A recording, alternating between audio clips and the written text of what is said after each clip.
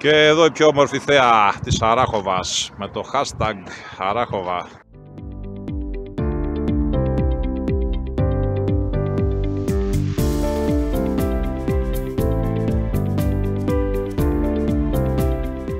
Η κοσμοπολίτικη λοιπόν Αράχοβα είναι μια ορεινή κομμόπολη στα 950 μέτρα ύψος που έχει τουρισμό όλο το χρόνο αλλά κυρίως το χειμώνα λόγω του κοντινού χιονοδρομικού κέντρου του Παρνασσού.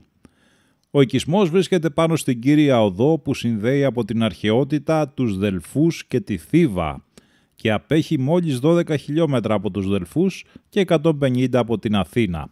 Η περιοχή της Αράχοβας έχει πανάρχαια ιστορία. Συνδέεται με το μύθο του Δευκαλίωνα. Ο θρύλος λέει ότι στην κορυφή Λιάκουρα στάθηκε η κυβωτός του Δευκαλίωνα και της Πύρας που γέννησαν τον Έλληνα, γενάρχη των Ελλήνων.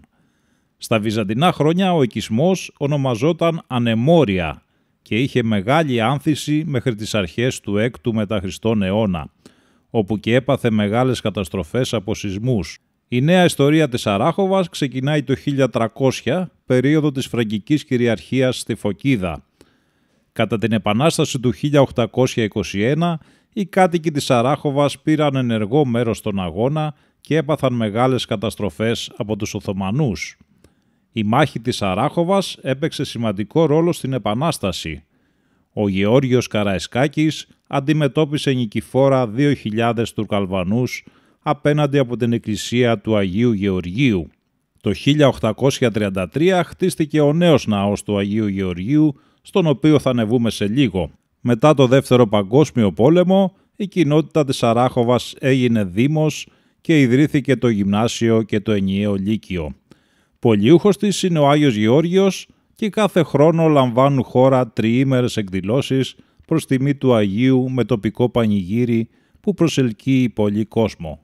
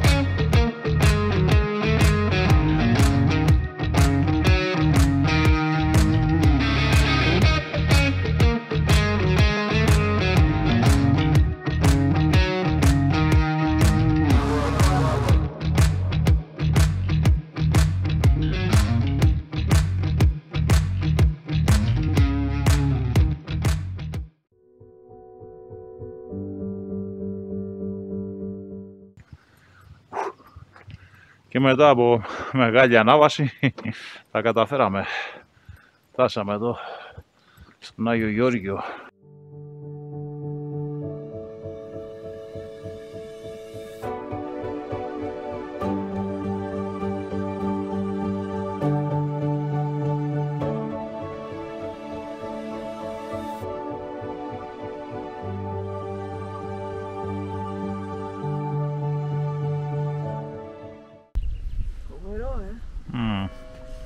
Εντάξει, θα το φας το γλυκάκι σου.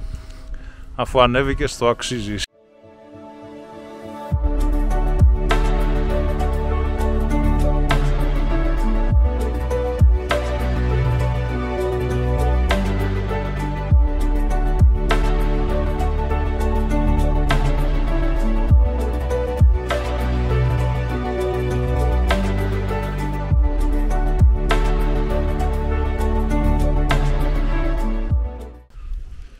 Πιστά είναι, αλλά εντάξει, και μόνο η θέα που βλέπεις από εδώ, όλη η Αράχοβα στο πιάτο, αξίζει.